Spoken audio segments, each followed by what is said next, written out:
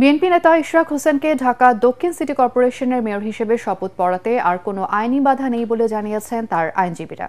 ইশরাককে mayor ঘোষণা করে নির্বাচন কমিশনের দেয়া গেজেটের কার্যক্রম স্থগিত চেয়ে রিট খারিজ করে দিয়েছে হাইকোর্ট। বিচারপতি আকরাম হোসেন চৌধুরী ও বিচারপতি দেবাশিস রায় চৌধুরীর দ্বৈত বেঞ্চ এই আদেশ দেন। হাইকোর্টের আদেশের বিরুদ্ধে আপিল করবেন রিটকারীর আইনজীবী। আরও জানাচ্ছেন হুমায়ুন চিশতি।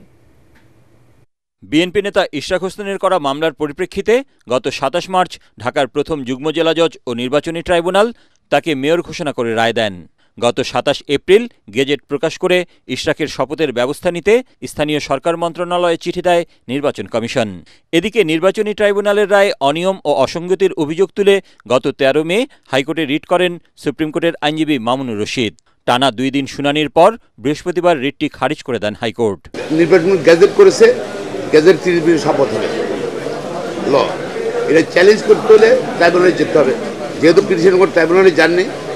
আর দ্বিতীয়তে ওনার মামলা করার অধিকার নিয়ে অনেক বড় অবজারভেশন দিয়েছে এবং আদালত আরও অনেক বড় অবজারভেশন দিয়েই মামলাটা খারিজ করে দিয়েছে। ফলে ইশরাকের শপথ নেওয়ার আর কোনো বাধা রইল না। ইশরাকের আরেক আইনজীবী কায়সার কামাল বলেন, রাজনৈতিক উদ্দেশ্যে রিটটি করা হয়েছিল। স্থানীয় সরকার উপদেষ্টা নির্দিষ্ট একটি দলের পক্ষ নিয়েছেন বলেও অভিযোগ করেন তিনি। শপথ দিতে বিলম্ব হলে আদালত অবমাননা হবে বলেও তিনি সতর্ক করেন।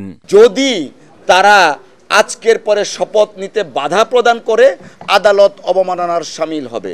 উপদেষ্টা যিনি আছেন তাকে কিন্তু কোনো রাজনৈতিক দলের প্রতিনিধি না তিনি সেখানে, বাট দেশের মানুষ তার কার্যক্রমে কিন্তু বিশ্বাস করতে শুরু করেছে কোনো একটা পার্টির পারপাস সার্ভ করার জন্য তিনি কাজ করছেন।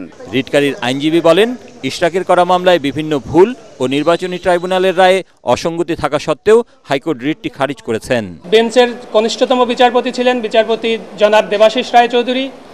তিনি সরাসরি বারের সভাপতিকে ডেকে বলেছেন যে গতকালকে তারা কোর্ট থেকে নেমে যাওয়ার সময় বারের সভাপতি যাকে রিপ্রেজেন্ট করছিলেন তাদের সাইড থেকে এমন একটি বাজে আলাপ করা হয়েছে যেটা একটা ভীতি সঞ্চারের মতো অবস্থা তৈরি হয়। সেখানে স্পষ্ট করে বলা হয়েছে যে এই মামলায় যদি রুল দেয়া হয় তাহলে কোর্টে আর বসতে দিব না। কোর্ট আজকে আদেশ দেওয়ার শুরুতেই এই বিষয়ের অবতারণা করেছেন। আমরা ইতিমধ্যে আমাদের ক্লায়েন্টের সাথে কথা বলেছি। আমাদের ক্লায়েন্টের ইনস্ট্রাকশন হচ্ছে আমরা উচ্চতর আদালতে যাব, মহামান্য আপিল বিভাগে আমরা আপিল ফাইল করব। আপিল হলে বিচারাধীন বিষয় হিসেবে ইশরাক হোসেনকে শপথ পড়ানোর সুযোগ থাকবে না বলেও জানান রিটকারীর আইনজীবী। হুমায়ুন চিশতি, এটিএন বাংলা, ঢাকা।